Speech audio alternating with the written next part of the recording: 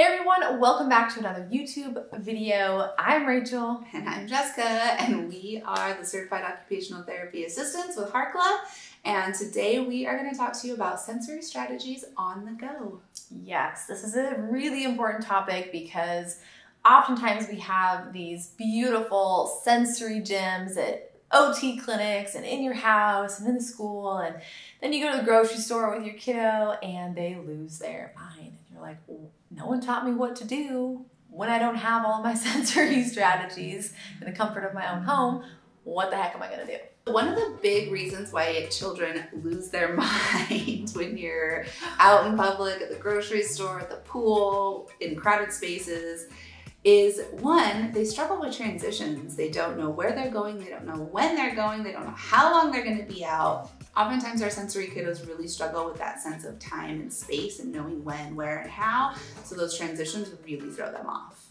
Another area that can be really challenging is just struggling to attend during a non-preferred task, like going to the grocery store or shopping, or being out in the community, not going to the Lego store or the doll shop or the toy store. So it's the attention to a non-preferred task that can be really challenging for some kiddos. And then also these kiddos often get overstimulated by these different environments. It's loud, it's noisy, it's new, it's different, and the child might try to escape. Maybe they try to run away, or maybe they start having a meltdown in the middle of the store because their sensory system is so overloaded. So the first one is chair push-ups, or just in your seat push-ups. So you're just going to push down on your chair, or have the child push down on their chair, try to lift their body up, because they're gonna get a lot of heavy work, a lot of deep pressure input when they are trying to lift their body up in their chair. You can do this in the car. You can do that while they're riding in the car. You can do it if they are sitting in the grocery cart at the grocery store. Maybe they're sitting down in a waiting room and they can do it in the waiting room chair. This is one that you can easily be done in most places if they're sitting down. The next one is going to be wearing a heavy item like a heavy backpack or a weighted compression vest, or pushing and pulling heavy items. So this is perfect at the grocery store. Maybe your child can help push the heavy grocery cart. Yeah, you have to really use your environment to your advantage here and look around and put your sensory goggles on and say, okay, we need some milk, so I'm gonna have my child carry the milk. And it's all about how you communicate that to a child. If you say, you're out of control, carry the darn milk, calm your body down, they're not going to be super interested in that, but they do love to help. So if you ask them kindly to help, say, hey, I really need your help to carry this milk. It's so heavy, I don't know if it's going to fit in the cart. And they can carry it and get that deep pressure input without necessarily noticing. And it's definitely going to help calm their body down as well. The next on-the-go strategy is going to be oral motor input. So anytime we do something oral motor related, we're getting a lot of heavy work to our jaw, which is very calming to the nervous system. So chewing gum is a great option if it's safe for your child. We love sour spray as well. It's very alerting, but it's just like, it just gives that sudden input of like, oh, okay, here I am. So it's great. Yes. Sucking on hard candy, if possible, if it's safe. Using chew tubes or vibration to the oral structures. We love Arc Therapeutic Z-Vibe for this as well. But these are all things that you can have maybe in a little sensory toolbox in your car to take anywhere you go. Yeah, I was just thinking, have your kiddo help you create a little sensory toolkit and put all of their favorite oral motor snacks and chewy tubes and sour spray in there, and that way they know that it's available when they are out and about, and they can request those items like, hey, I'm feeling a little wiggly, I do need some sour spray, can I have one squirt? Or can I have my chewy tube, please? And if they aren't able to verbally communicate that, then you can offer those strategies and see if they are beneficial for them and see if they help in the moment. All right, so the next one is using some noise canceling headphones, or maybe calming music in headphones or earbuds, depending on the specific child. So those noise canceling headphones can be really helpful in environments that are very overwhelming, very loud, very overstimulating. If there's a lot of people around, a lot of noise.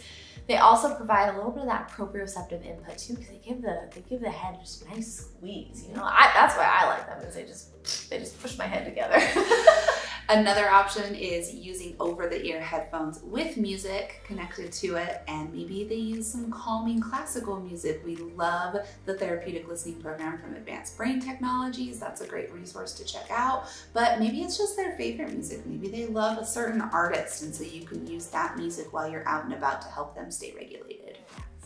Okay, the last strategy we're going to talk about is essential oils. We love essential oils, and this is using our sense of smell, our olfactory system. And there's a lot of benefits to different scents in different situations. But we love using them on the go. You can put a couple of drops of maybe just one drop of essential oils on like a wristband or a bandana around your child's wrist, and they can have that scent, that calming scent on the go.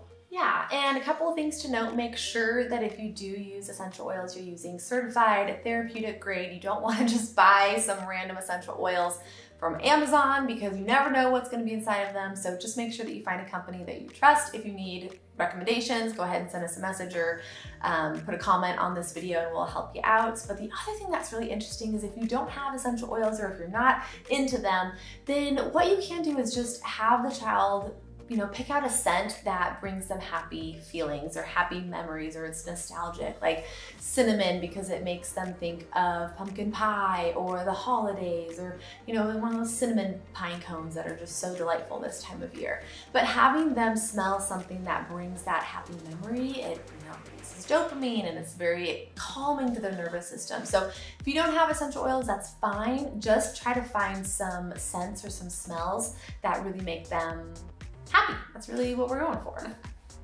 Okay, so we just gave you our top 5 sensory strategies for on the go, but we also wanted to mention that you can use these same strategies or any of your child's favorite strategies before you go somewhere, before you transition out of the house to the grocery store, before you go to the shopping mall. So the goal here is to prevent any meltdowns or overstimulation. So completing these calming activities before you leave and then also having the tools on the go is probably the best idea. Yeah.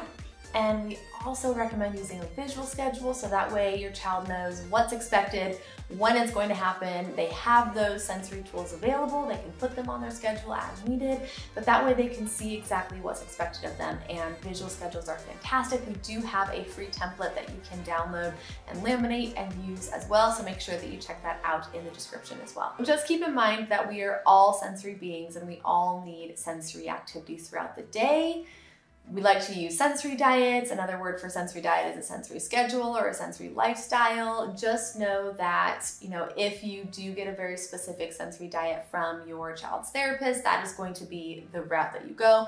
If you're not seeing an occupational therapist or an occupational therapy assistant, then we highly recommend chatting with your pediatrician and getting an evaluation and advocating for your child if you do have concerns, because they will be able to help your child as uniquely as your child is, better than any social media YouTube channel can, because we don't actually know your child. So these are very general tips that we are sharing, but they're great tips nonetheless.